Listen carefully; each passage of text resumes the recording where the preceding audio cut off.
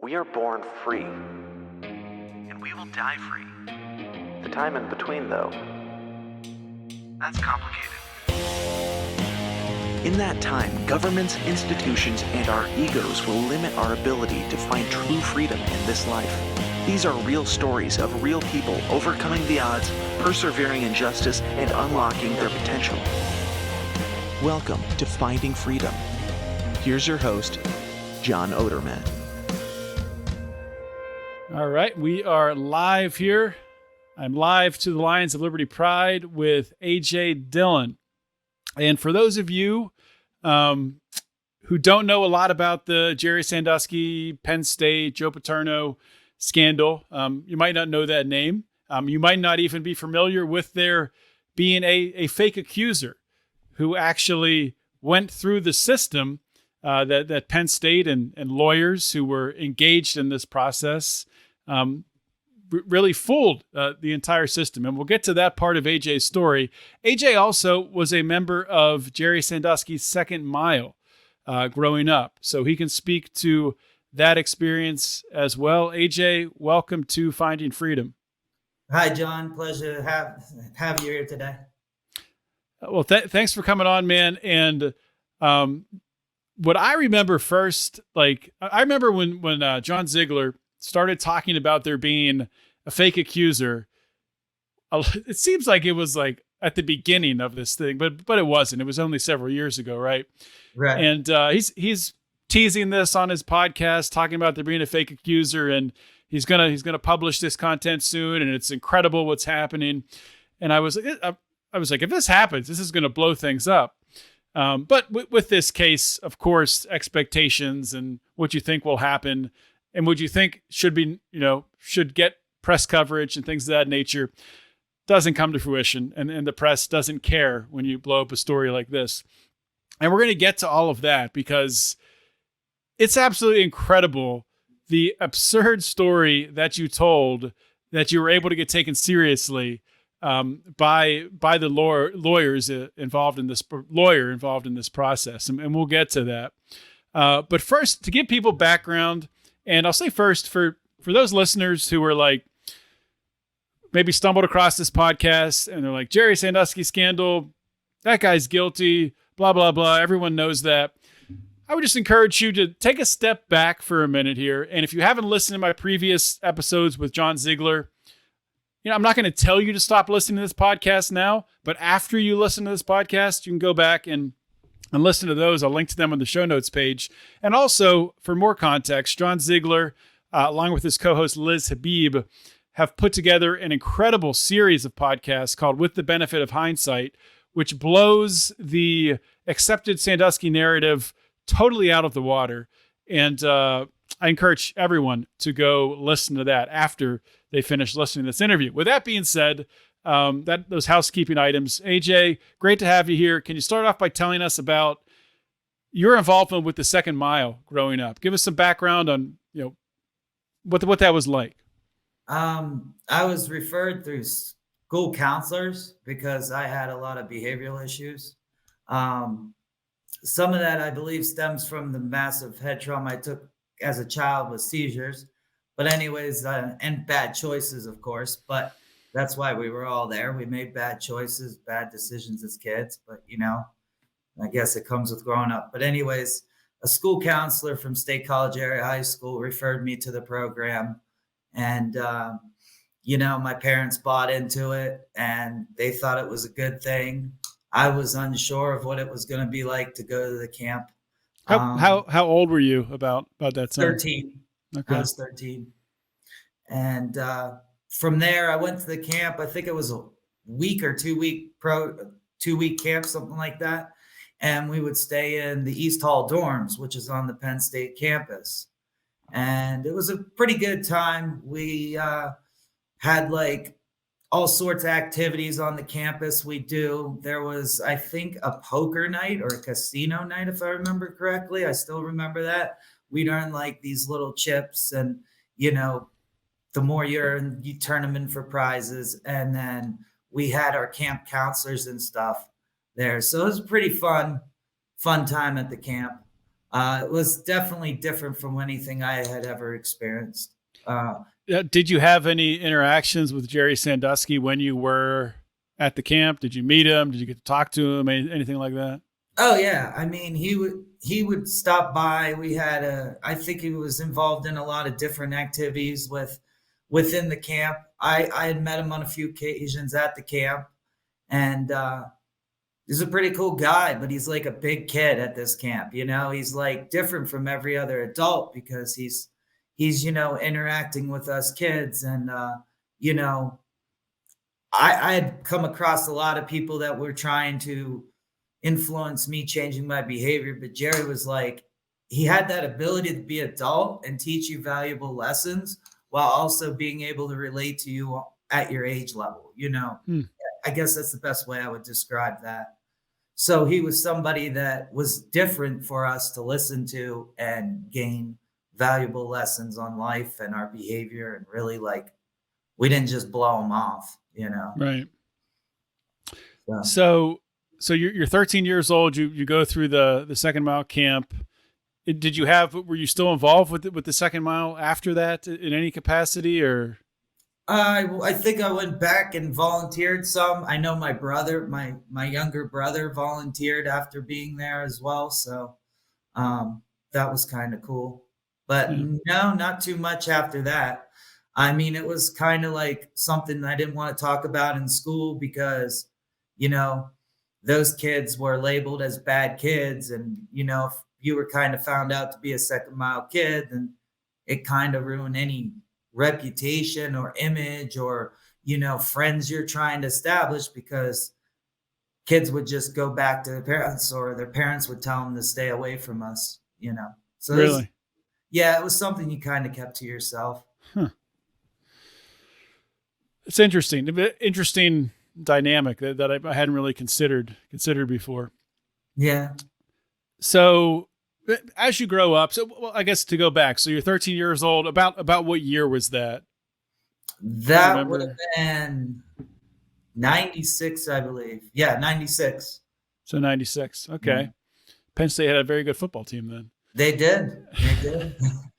I remember guys like Kajana Carter and stuff like that around that time period.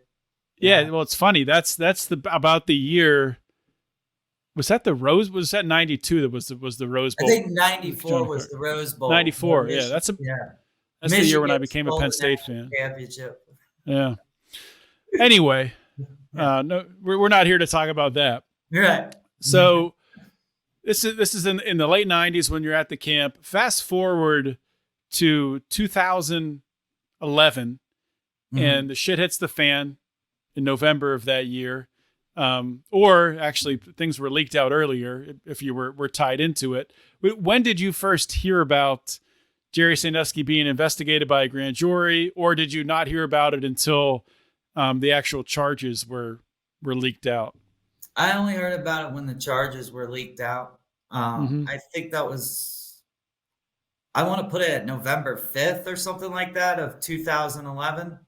I think it was. Yeah. So it was definitely November. Yeah. 2011. So, I mean, I remember I kind of relived my reactions to it initially when I watched that ESPN thing last week, ESPN E60. And it was kind of just a rush of everything coming back, and how quickly, you forget how quickly everything moved from when Paterno being fired to him dying. It's only a few months apart. And then the free report comes, or Jerry's convicted, the free report comes, the sanctions come down. Just everything happening so quickly, sequentially, one thing after another. And I mean, I remember at the time, it was several years after it happened until I found John Ziegler's work and started looking at this case. Initially, I think with same as most people, I assumed Jerry Sandusky was 100% guilty. I assumed that, that this, criminal behavior and, assaulting children, what was going on. I never believed, that there was a cover up and a conspiracy. That none of that ever made any sense to me. What was your reaction to it when it all came out? With you having that experience going to Jerry's camps, did you question that narrative immediately? I didn't really question it initially. In fact, I just was like, what the heck? Like, what's going on here? This is not who Jerry Sandusky is. And I've been fortunate enough to be around him. Like most people have never been around him and they don't know him well. And, I understand like the media is getting this perception, but no, I never really believed he did these crimes. Though I did look into trying to prove the jury correct because I needed closure. I needed to know one way or another if he did this or not, because on one side of the coin, I'm sitting there going, did this school district send me to a serial child sexual abuser? Like, I need to know that. I cannot have any doubt about that. Or is he being falsely accused? And, oh, shoot, nobody's going to believe me on that one. This is too heinous of a crime. Just from my own personal perspective on child sexual abuse or sexual abuse, in general, I don't like it. I can't stand anybody that does it. I don't condone it. So this was one hell of a challenge mentally for me. So you're grappling with that. He's charged pretty quickly, like the next spring. It's only several months when he's convicted. I'm assuming you followed the trial pretty closely as it was unfolding. Yeah, I was at the trial. I sat right behind Matt Sandusky and Dottie Sandusky. Wow. My mom had asked me if I would go one day, and she said Dottie had cleared it. So I was like, okay, I'll go. And, so I got to sit in on the trial. What was your impression at the trial? Did you believe the accusers? What did you think? I think that's part of why I went. I wanted to get some clarity in my mind. Like, well, let me go hear what they have to say, because if this man's a, serial pedophile, I won't know how to process that. But no, like I sat there and I had talked to Matt. One of the first things, I tapped Matt on the shoulder. I go, Matt, do you believe Jerry did these things to these kids? I mean, because you were around him. And he goes, absolutely not. They're all lying. And I'm like, okay. And then he turns around. I think it was the same day. And then he just leaves the courtroom. And next thing I know, I'm hearing he has claimed he's a victim of abuse by Jerry Sandusky. So I was in the court. I asked him straight to his face, hopefully if he sees any of this one day, he remembers who he talked to that day.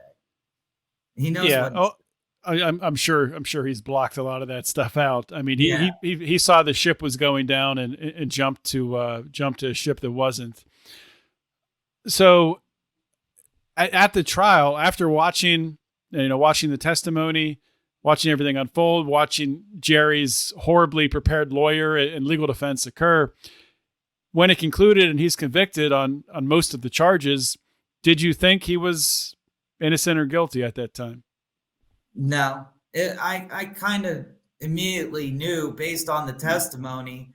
One thing that stands out of the testimony, there are probably multiple, but one was one of the victim's friends, can't remember the guy's name. I think it was Aaron Fisher's. Yeah, it was Aaron Fisher's friend. It was victim one. He had testified on the stand, and they had asked him about his relationship with Aaron. Was it Aaron Fisher's neighbor? Yeah, I believe so. Yeah, I think it was Josh Farrell, if I remember correctly. And he talks about how the mother was going to basically ride this to money, financial gain. Mm-hmm. And he testifies to that. And of course, I'm paraphrasing that testimony. It's been years. But I just found that odd. Like, why? How would he know that, for one? Like, unless he was literally told that by, Aaron or his mom or through word of mouth. And what motivation would he have to go to a trial and make that up? There's no motivation to do that. Yeah. There's nothing in it for him to say that. So, I mean, in fact, he could just have said nothing. And so I mean, I don't understand when you have a guy, as many of the outside world likes to say, that Jerry's this guy that's their legend serial. He's a serial pedophile at this time. What is in it for anybody to testify to that degree about that situation like that? There's nothing in it for him. So I agree with you. Yeah. So fast forward, and Jerry gets convicted, and the free report occurs. The sanctions come down. The Penn State Board of Trustees essentially commissioned this free report using public money in order to pay Louis free. And what they were essentially doing was paying in order to justify the actions that they took, which was firing Joe Paterno, Graham Spanier, and firing legendary coach Joe Paterno. They had to prove that they did the right thing there. So the free report comes down, and that opens up all these wounds again. Paterno's dead. He can't defend himself. They pull these emails out showing that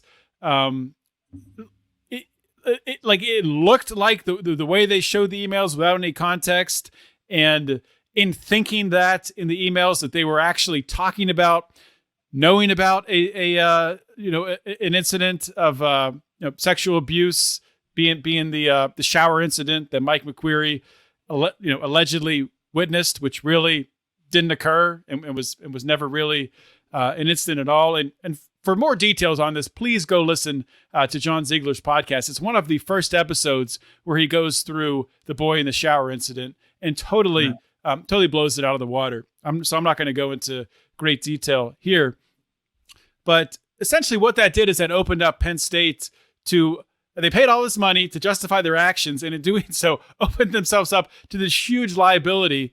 And they had this process for handing out money, which was basically, if you fell in a certain window and you could tie it to being a kid who was in the second mile, and you had a story that was remotely plausible of abuse, you would get money.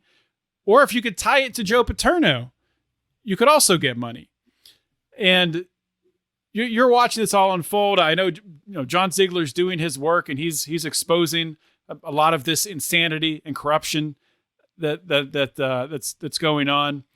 When did you get the idea? Hey, you know what? I think I'll see if I can be a fake accuser and go in there and trick them and see if they'll believe me. I kind of was just processing, like, I think with John through Facebook Messenger, I was thinking like, man, nobody's going to listen to just my word, right? Nobody's the prosecutor who I go to. I mean, Jerry just doesn't strike me. And I feel this jury got this wrong. And the more I'm seeing the actions from Penn State and how they're handling it, the more suspicion I got. So I just go, John, like, man, I should go see Andrew Shubin. And he goes, why would you do that? I was like, I just want to ask him a few questions. And, because I don't believe Jerry did this. He's like, well, why don't you go pretend to be an accuser? And he's like, just joking, right? Like, just kind of like following that conversation up, thinking he's just blowing off, steam. Means nothing by it. Mm-hmm. And I think for a second to myself, I said, that's an ingenious idea. I should go do that. So I go do that the next day. Wait, hold on. Wait, let me stop you right there. Okay. So you didn't prepare at all. You didn't, think through, these are the questions he might ask me. This is the story that I'll say. You just decided, bam, I'm going to go talk to Andrew Shubin. And for those who don't know, Andrew Shubin has, I don't know if it's the majority of the clients who have gotten money from Penn State, but if it's not the majority, it's close to it. He's very tied in. I think it's about 9, but I can't say that for sure. Yeah. But I think it is about 9 of them. Yeah.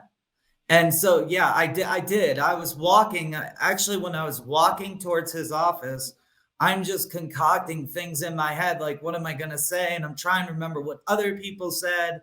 And so I just concoct this story when I arrive at his office. So when you say try to remember what other people said, was this after the settlement leak? I think so. Yeah, it would Okay. have. Yeah, it definitely would have been after the settlement leak because Gotcha. we're talking. Oh, I'd have to go back and verify. I want to say 2014, but it may have well been 2016. Yeah, No, because it would have this been 2014 when I went to Shubin. really 20. Okay. I think it would have been 2014. The settlement leak, I thought, was when Ralph Cipriano and Ziegler were working on the Newsweek story. Oh, And that- no, I was informed about the Newsweek. So this was before the news. I was already active in this investigation, Okay. this case study when the Newsweek was going to come out. Okay, gotcha. Yeah. So anyway, so you go to Andrew Shubin. Did you call ahead, make an appointment? Did you know you were coming? But what happened? Take us through it. No, I walked into his office. I saw the secretary, and I said, "Hey, I think I may be a Sandusky victim. Can I talk to Andrew Shubin?" And she's like, "Yeah." And she schedules me to basically see him that same day. And that's when I go in and we discuss my story. Well, my original story. He ultimately ends up changing it, but Okay, well let's get to that, to what he changed. And you don't have to go through the entire story, but essentially, well, first of all, when you walked in and said, "Hi, my name's AJ, I was abused by Jerry Sandusky," or whatever you said, how did that go? Well, what was his reaction, and what type of questions did he start asking you?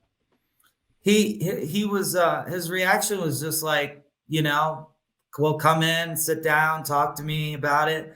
And I get in there, I'm sitting down, and he's listening intently to what I'm telling him.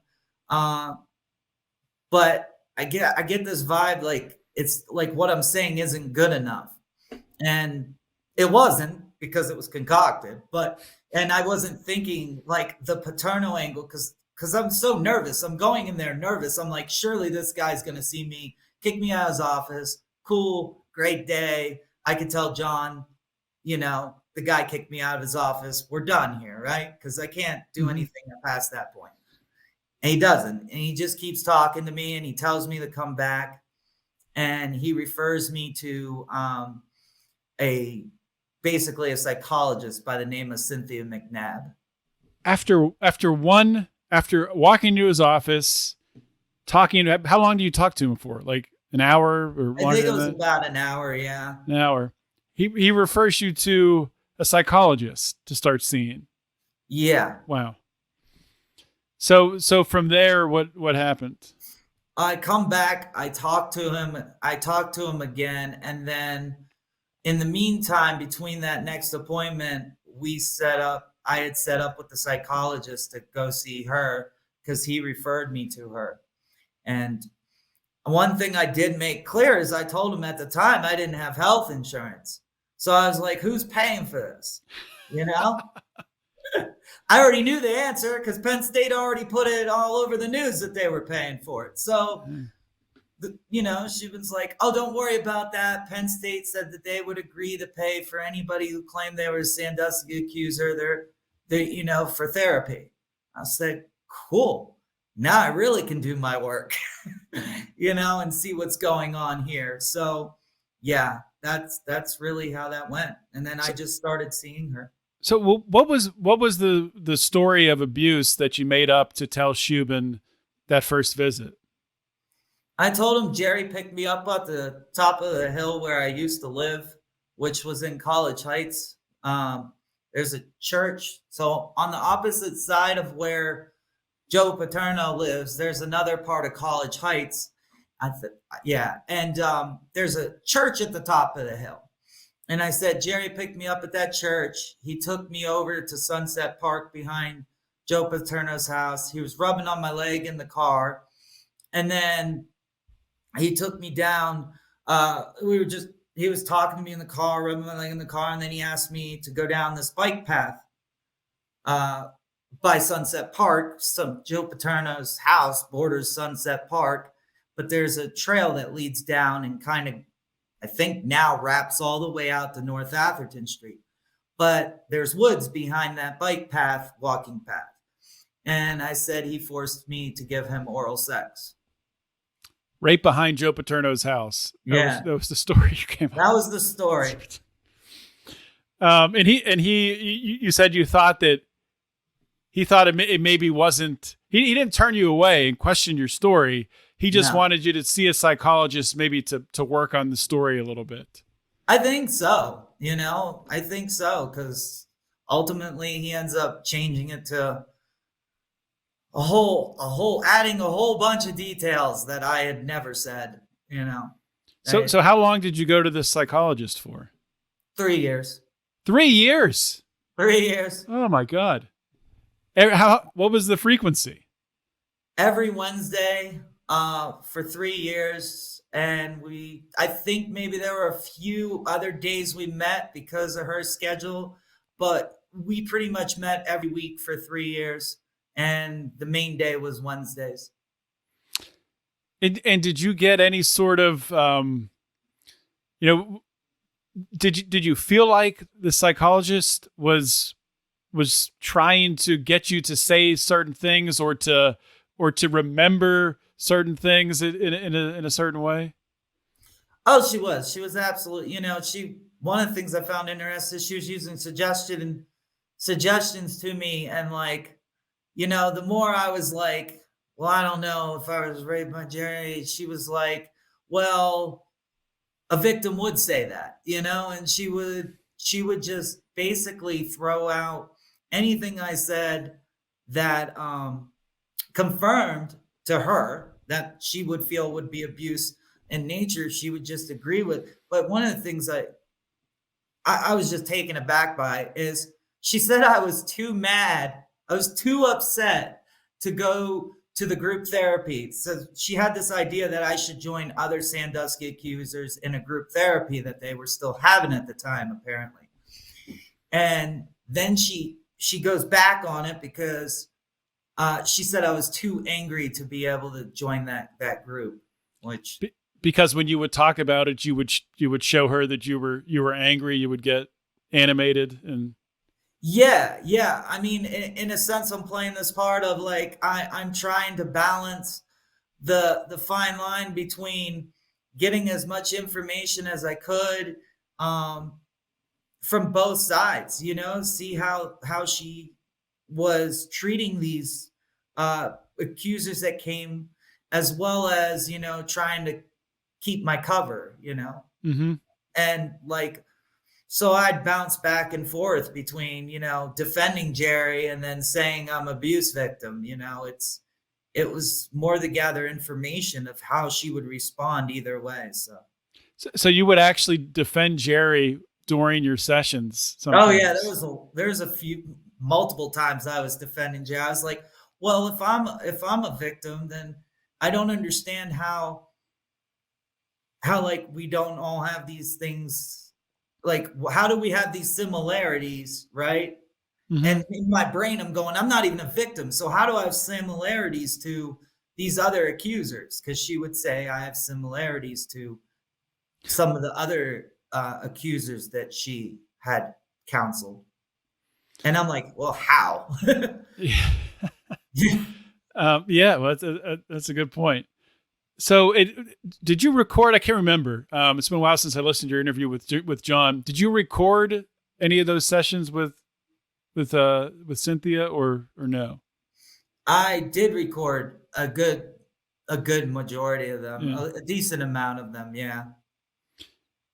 Were you worried about getting, her finding out that you were recording?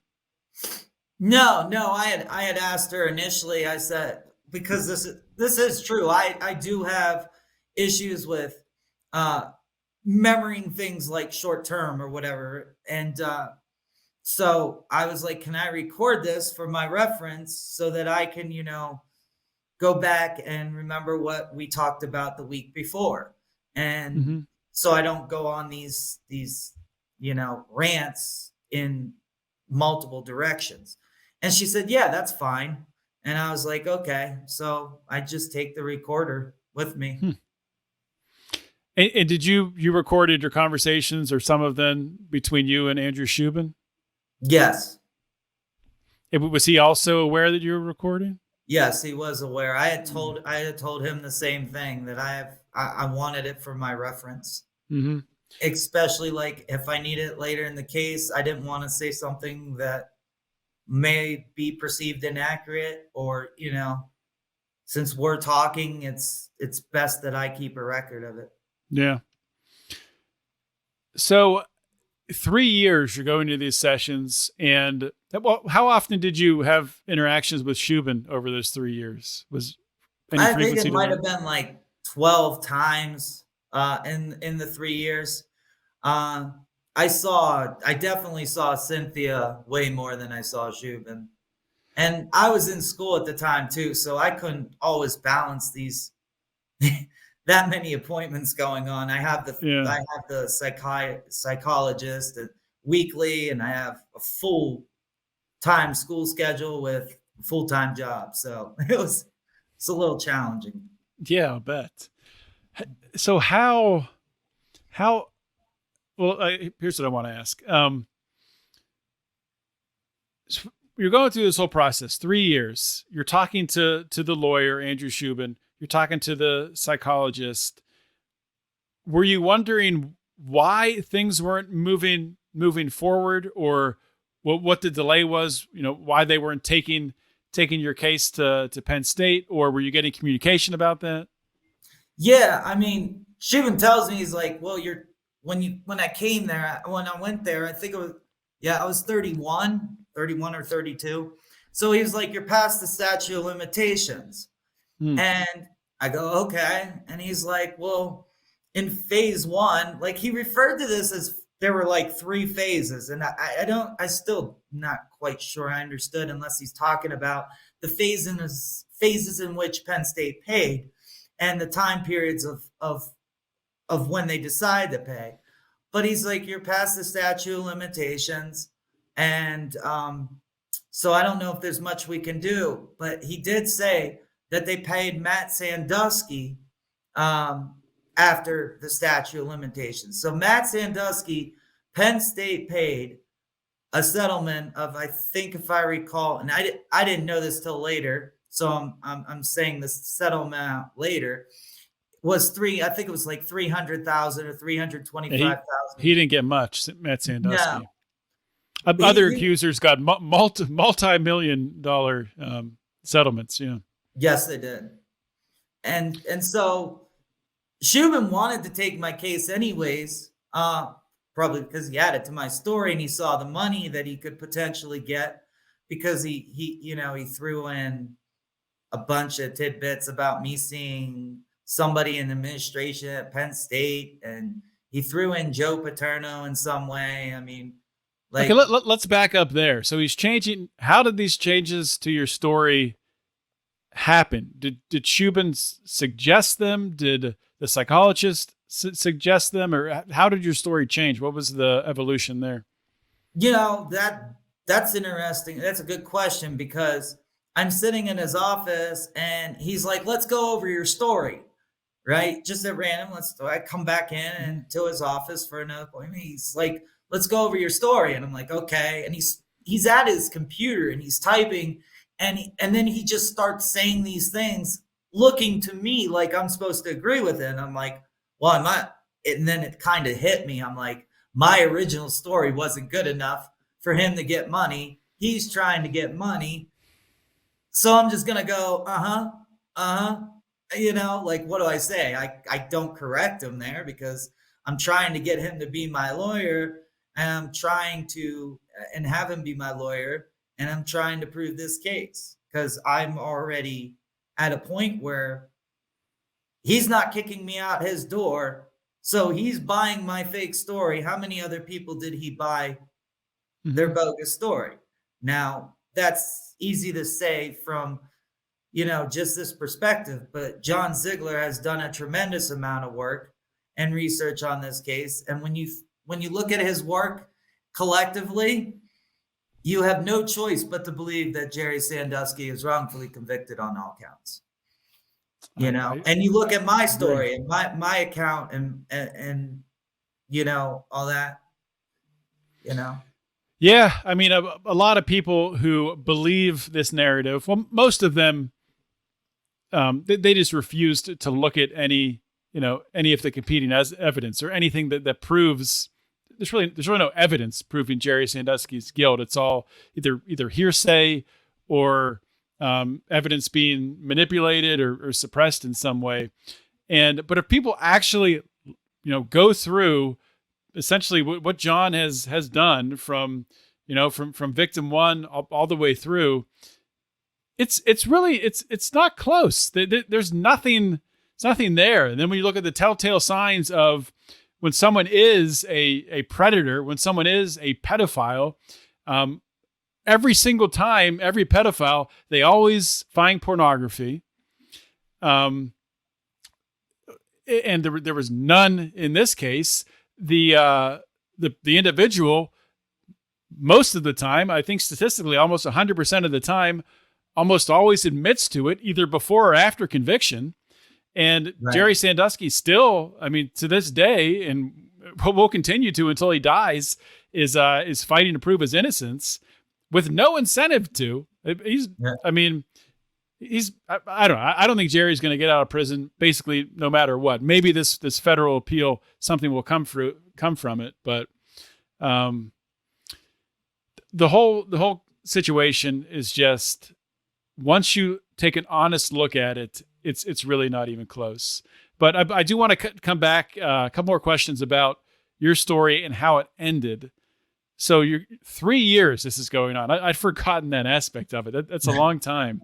So how did I think I'm remembering from your interview with John that you were telling him and talking about that you were just going to blow the whole thing up and walk into Shubin's office and tell him. Am I remembering that correctly? Yeah. And how did it end up ending?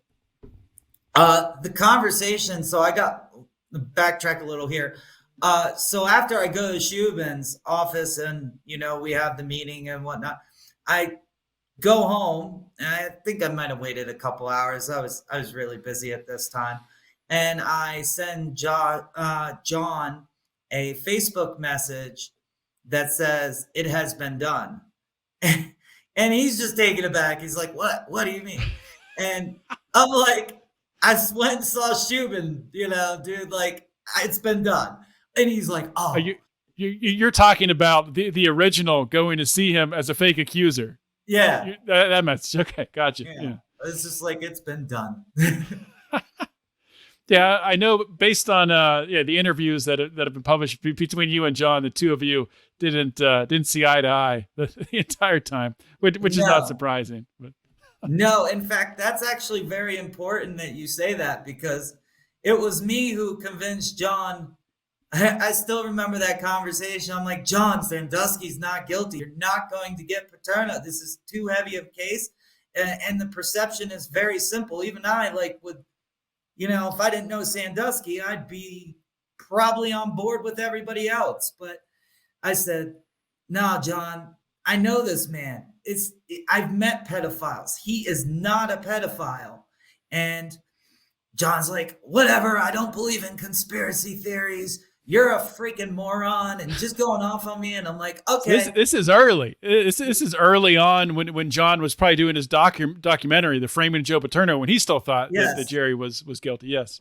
Yeah. And so throughout this process, I'm like, all right, now I'm going to prove it. And I think I spent, I don't know, probably a good year just researching the heck out of Louis Freeh, to Tom Corbett, to John Surma, to all these people. And I go, "John, there is no way Sandusky, there was a cover up in the Sandusky case." He goes, "Well, what makes you say that?"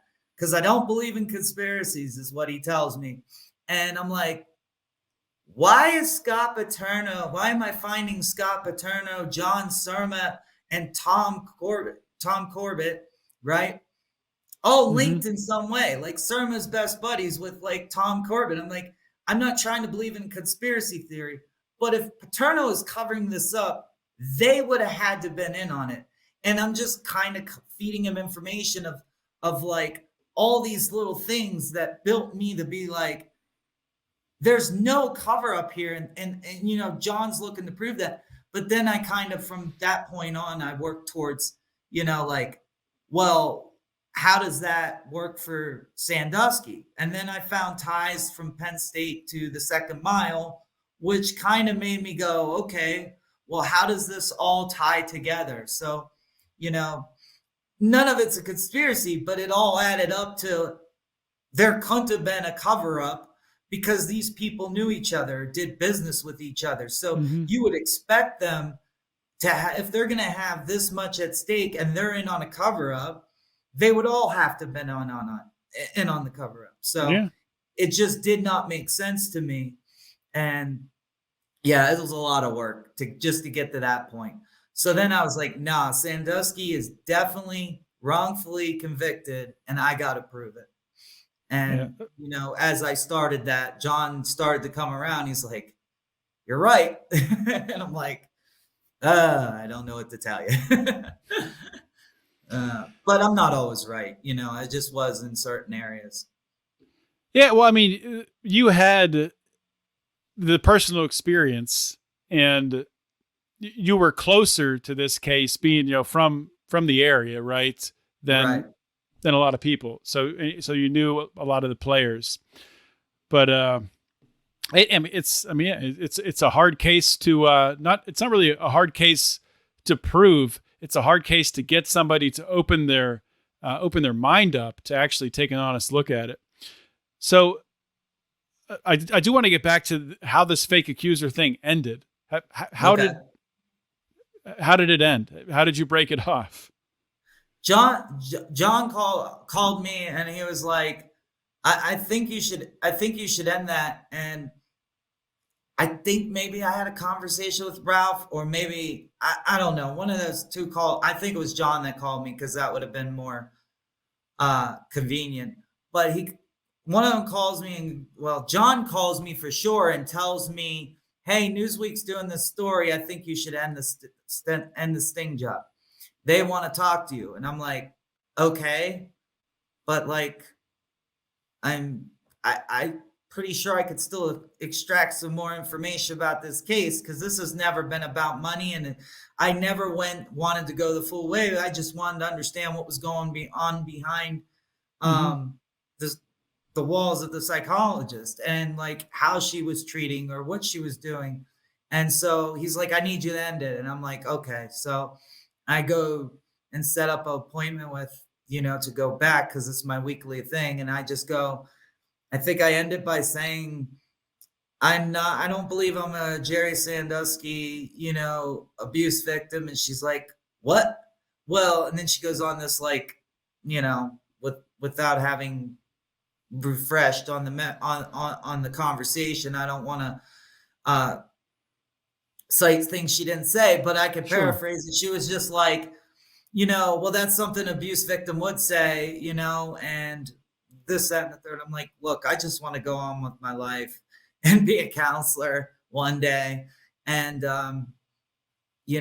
pretty much ended it there. And I had all the documentation at that point anyways, from everything from who she sent me to the diagnosis of PTSD to Penn State's insurance company. So I was just like, I don't know what to do anymore. I was like, well, if Newsweek's doing this story too, I'm getting outed. There's no reason for me to go back. Right. And of course, what ended up happening is Newsweek ended up killing the story. I forget the specifics, but the editor who was going to publish the story ended up getting fired, I think for something totally unrelated.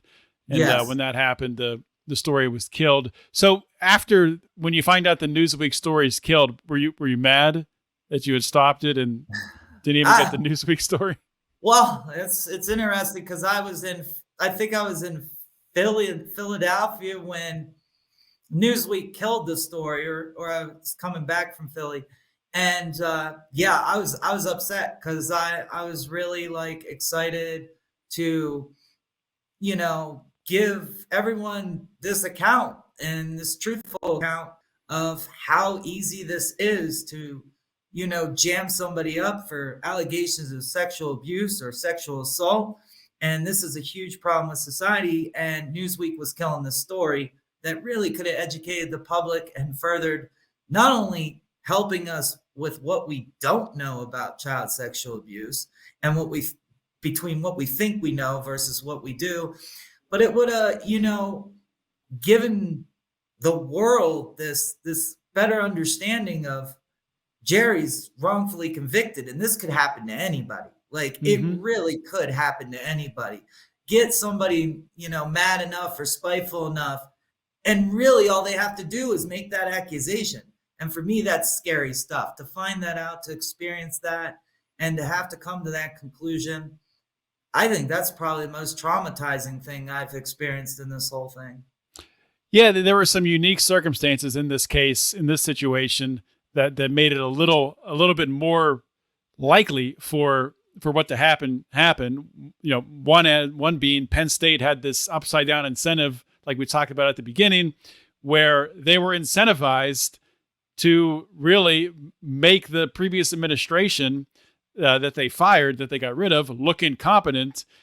And by doing so, they exposed themselves up to paying out all this money. And they had really the process to who got paid and who didn't, like we talked about. Essentially, all you had to do was either have been a part of the second mile or have a reference to Joe Paterno. And that was basically it. But you did have to be, I guess, like you talked about, inside that statute of limitations.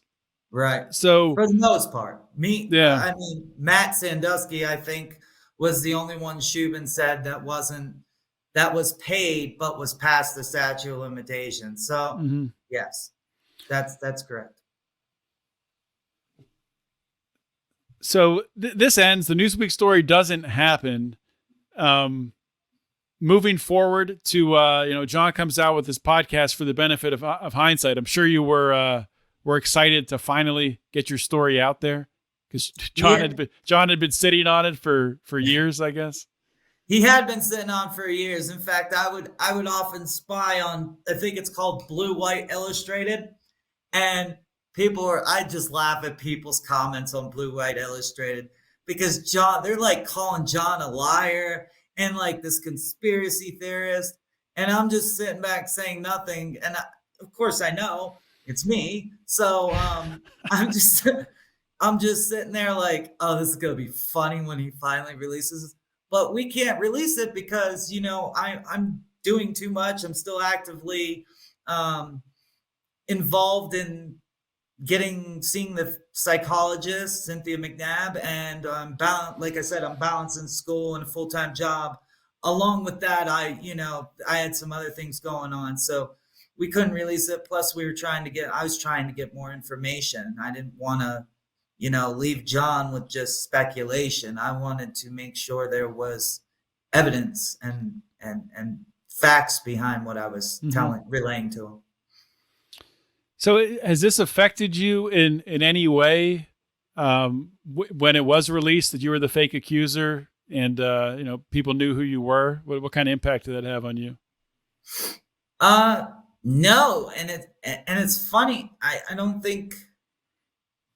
think that it had any like impact within my community, but I think it had an impact on mentally, on my mind. I was hoping that, more people would listen to John's podcast and really see how dangerous this is. And I guess I didn't feel like there was a lot of support. Of course, there were a lot of people. There's still a lot of people today I see, but mentally, this case has taken a huge ordeal on my mental health. I mean, every day I think of Jerry and I go, I just cannot let this man die in prison because I know he's wrongfully convicted on these counts, while realizing, man, this is the most serious, heinous crime that anyone could be accused of or do. And how do I convince the public to listen to John Ziegler's podcast with the benefit of hindsight?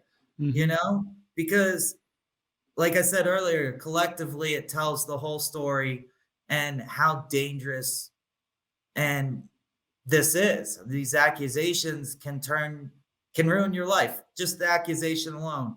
We need reporting sooner rather than later. You know? Have you had any correspondence with Jerry, with letters or with Dottie throughout this or afterwards? I received, I think it was 2 letters from Jerry, which I think John encouraged. So I would show them to Shubin to establish contact. Oh, that's right. I forgot about that. Yeah. And I totally botched that. I totally botched that, and Shubin didn't catch on to it. Or I think he somewhat did and then just forgot about it. Like it doesn't matter that or whatever. But, you know, that's within the podcast. And that's about it. And mainly that is that I haven't had contact with Jerry isn't anything to do with him other than, you know, I wanted to keep the credibility of my work and my investigation. And I didn't want somebody to say it was biased, because it definitely wasn't biased. I tried to prove him and confirm the jury's verdict of him being guilty as well. So, and I couldn't do it. So you're saying, but by being a fake accuser, you're giving it, you know, every opportunity to uncover throughout the process that the players involved were actually being legitimate. And it's, you know, and if you came across real victims that had real stories, then that would ultimately obviously have changed your mind. Right. I mean, if I know going in I'm fake, I'm expected to get kicked out, found out, and then I could go back to John and be like, I'm found out, Sandusky must be guilty, I'm sorry. I can go on with my life, you know? And there are days I really, really wish that would have happened. However, that wouldn't have got us the truth. And, you know, I can live and I can die knowing I've done everything possible to help Jerry in regards to him being wrongfully convicted. But it would be very, very difficult for me to process him dying wrongfully convicted. It really would. You know, it's interesting that you say talking about the truth, and I think isn't that what Joe Paterno said? Those were his dying words, essentially, to paraphrase, that he just wanted the truth to come out, and to look at how his 2 sons. I mean, Scott Paterno has just been a joke throughout this whole thing, but even Jay Paterno, who I think, as John Ziegler has pointed out, that, you know, Jay knows the truth in this case. He knows that Jerry is innocent. Yet when he's on the E60 for ESPN, he gives, you know, a version of events, and he speaks in a way that, you know, makes it seem that he believes that ESPN has covered this correctly and Jerry's guilty, while still trying to salvage his father's reputation. And all he's doing is just, he's not doing anything to save his father's reputation, because he's not supporting the truth. And when you're not supporting the truth, you're not going to win. I mean, you're just not going to win. You know, I as it concerns Scott, you know, I gave Scott all the benefit of doubt. I got in fights with John myself early on, and through this process, I'm like, you're being too hard on Scott. What do you mean? Like, and I'm like, you're too hard on him. Like, it's his father. Like, naturally, he's going to defend him and all this. But then when I started I realized how Scott messed up badly. Some of it I understand. Other parts, he's just being a dick. You hear him with the benefit of hindsight. I'm like, yo, that sounds like John. That doesn't even sound like Scott. Scott sounds like John. Why is that? You know? I'm like, that is not Scott Paterno that my mother referenced growing up with. And, you know, but aside from that, like Jay's just not a confrontational guy. Like, he knows, trust me, Jay Paterno knows, hands down, that Sandusky is wrongfully convicted, without question. He just won't say publicly. And I guess I would have a message for Jay. Jay, if you're anything like your father, anything at all, you will stand up for what's right. even if it cost you every ounce of your image, because Sandusky should not die an innocent man because people are worried about their reputation or images, period.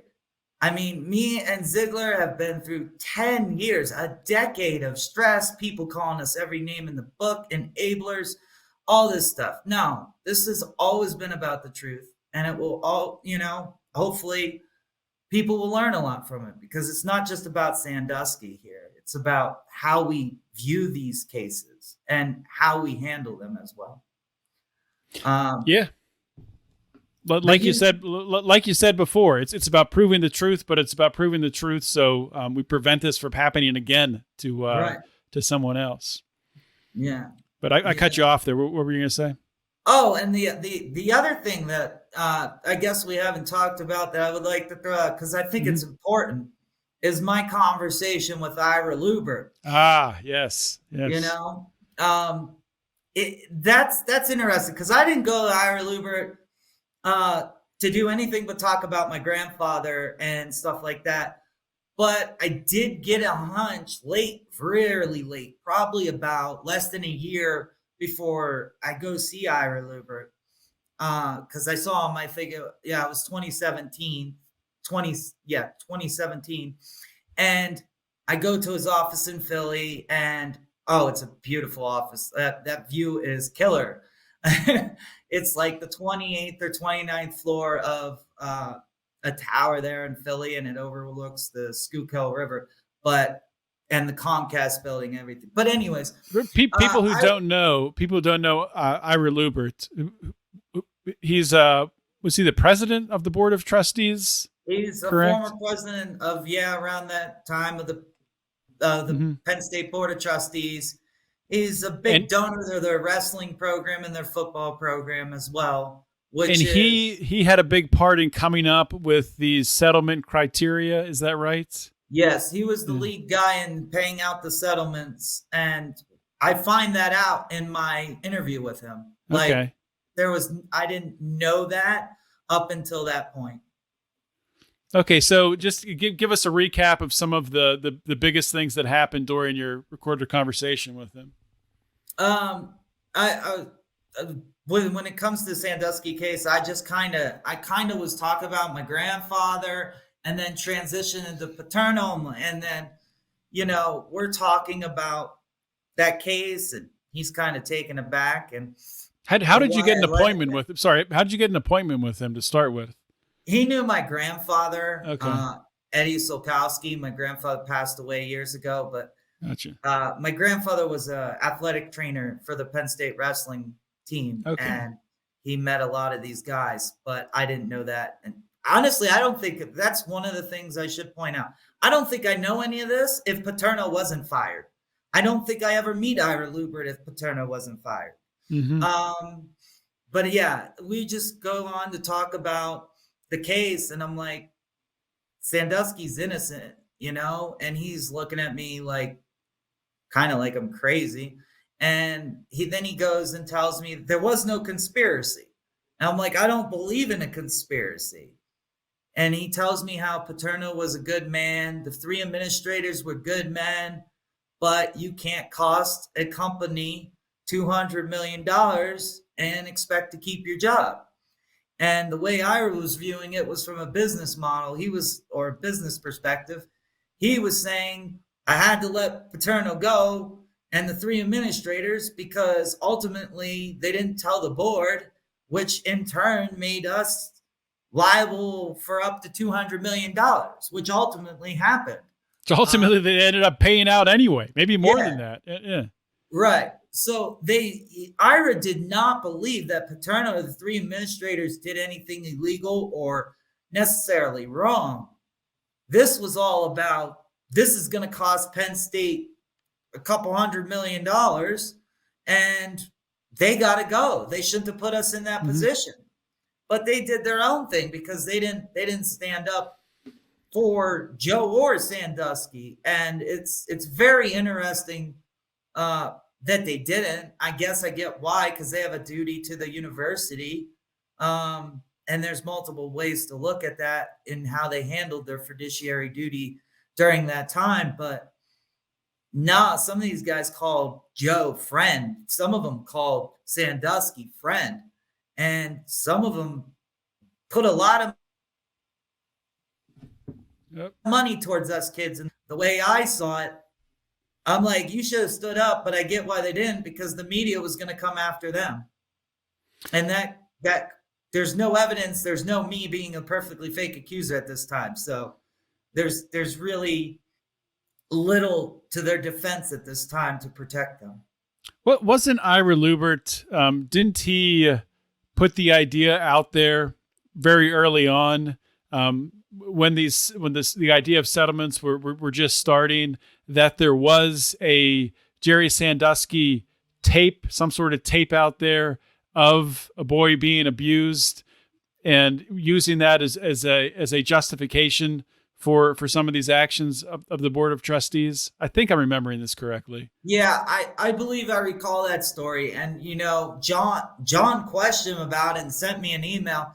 But again, at that time when John sends me this email, I didn't really realize my relation to, or my family's relationship with Ira Lubert.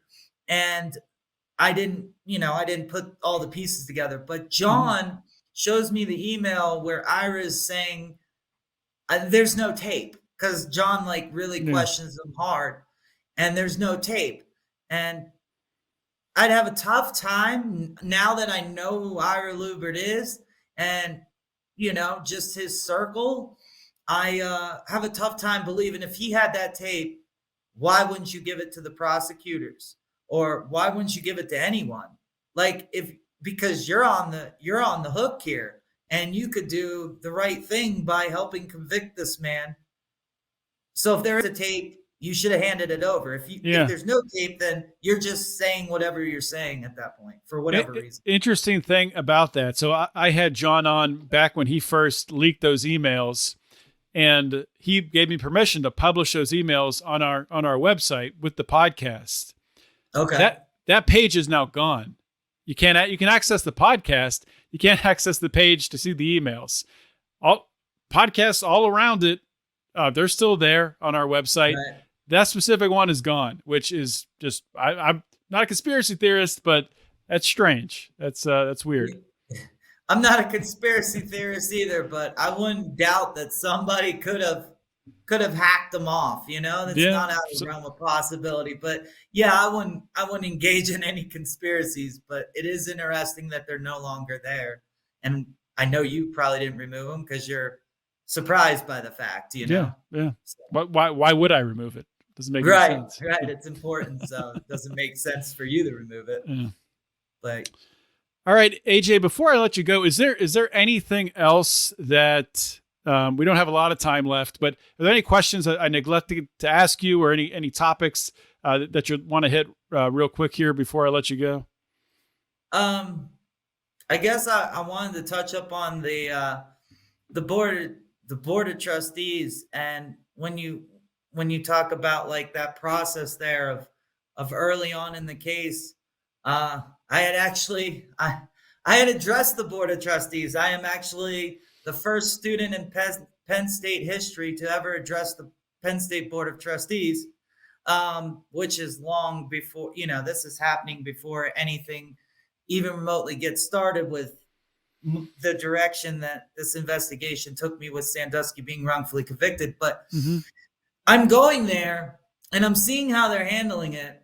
And one of the guys, I think it was Keith Eckel, said something in the hallway like Penn State should have hired inside counsel and not outside counsel or whatever. Why that's important is because they used, was it Cynthia Baldwin? Cynthia Baldwin, yeah. Who pretty much, without refreshing my memory, it seems like pretty much she set Spanier and them up. For ultimate failure, sold them out to the wolves in terms of how she was supposed to be representing them. And those guys, all of them are, of course, if Sandusky's wrongfully convicted, they're all innocent by default. But I found Ira, to go back to Ira saying that they didn't do anything wrong, hit home because I'm like, well, if they didn't do anything wrong and illegal, how did they end up in this situation? And the only way that situation happens is basically the entire board was defending themselves, and they need to throw Joe under the bus so that the media wouldn't come at them. Meanwhile, they're all thinking Sandusky is guilty at this time. So they have to do what's not only best interest of the university, but they have to also protect themselves from the media getting towards what I would later find out would be their connections between Penn State and the Second Mile, which then would turn into just probably absolute the destroying of Penn State at that point. If it's not for me and Zig, if we don't exist and investigate this case, looking back as the name of the podcast, looking back with the benefit of hindsight, I could see why the board made the decisions they made, but I can see why they did, especially based on, the composition of the board. It's composed of, CEOs and corporate executives and people who are used to making decisions that, might be uncomfortable and, might damage other people, but it's going to preserve their brand, their product, in this case, Penn State University. And, of course, the decisions that they made up front sort of helped to facilitate this perfect storm, this chain of events that led to this really moral panic that unfolded. And then, they made a decision at the end to mitigate the risk of, they had the risk of the Penn State degree being ruined, and this largest alumni association in the world, people would have turned their back on Penn State, and the university could have gone under. And if the football team is sanctioned with a death penalty, they lose football. I mean, the whole university really could have been destroyed.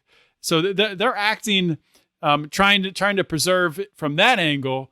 And probably looking at, okay, so we pay out $200 million in settlements. Who cares if half of the kids, from their perspective, they're thinking Jerry's guilty. So who cares if half of the people who come forward, really, maybe they weren't abused by Sandusky, but we'll pay them money just so people stay quiet. And they're looking at it from this corporate angle. Right. And you nail something there that Ira did say that I should definitely point out. He said to me, he goes, they weren't all abused. Some of them are on the gravy train. And that's right. Yeah. And I'm like, wait, if you think someone on the gravy train, and at this point, I know nobody has vetted these claims. I mean, that's exposed within the benefit of hindsight. So if Ira didn't vet them, and Shubin thought McNabb was vetting, and McNabb thought Shubin was vetting, and the insurance companies are sitting there, nobody's vetting these claims. I mean, it's like a Dropbox of what story do you got that you were sexually abused? I mean, that's really what it is. Like, type something up on a computer and, Dropbox it to Ira Lubert, and you got yourself $3 million. That, what you said right there, is one of the most important things of this entire podcast. And unfortunately, we didn't get to it earlier, but this wasn't a grand conspiracy between Andrew Shubin and, therapists or psychologists in Penn State University and the Board of Trustees. It was largely incompetence and, some of it nefarious, I think, on behalf of Penn State, just trying to throw money at stuff to get it to go away. But everyone, like you just said, so important. Everyone thought the other person was doing the vetting, was doing the work. And turns out nobody was. And they were just paying money out to almost anybody. Almost anybody. And I caught that, and I was like, oh my gosh, they'll see lawsuits forever, because apparently, anybody, I mean, when you look at the statute of limitations, even if you say, 30 for civil, 55 for criminal, or 50 for criminal. And well, I mean, there's still this huge chunk of people at this time that could be under the age of 30 that could just come out of nowhere and claim to be a victim. And apparently It is my theory on this individual.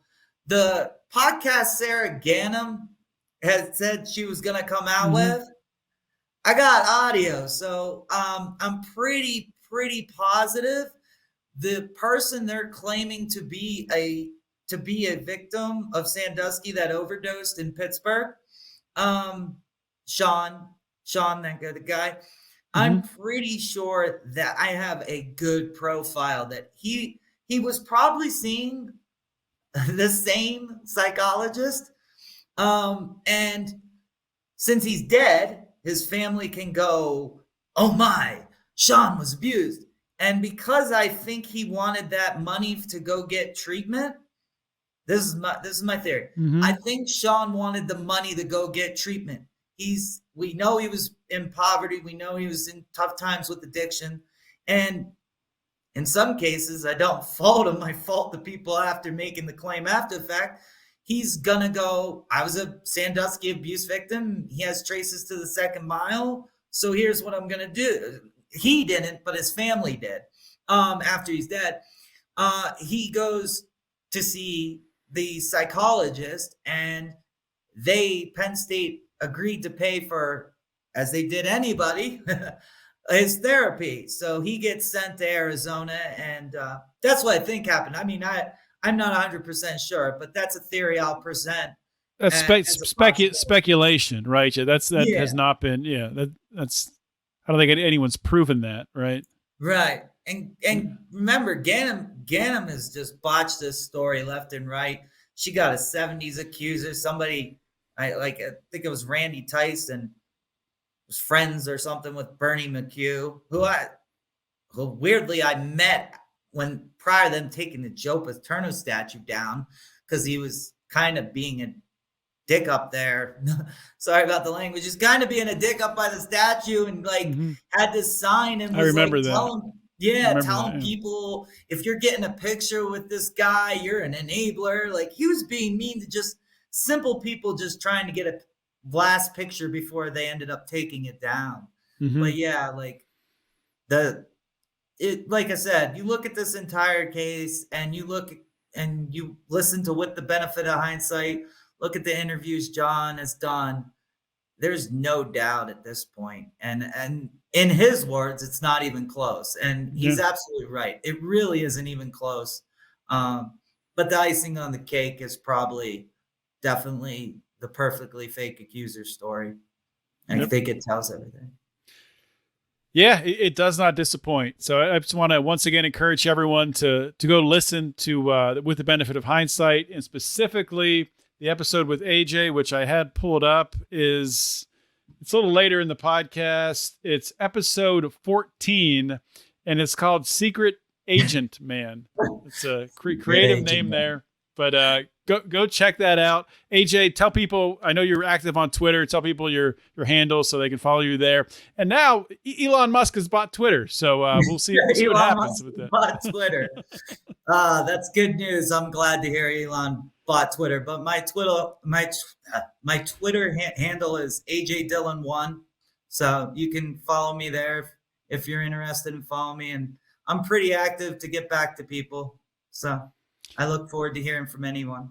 All right, AJ, thank you for the time. Great talking with you. Thank you, John. You too. Hey, thank you so much for tuning in and listening to today's episode.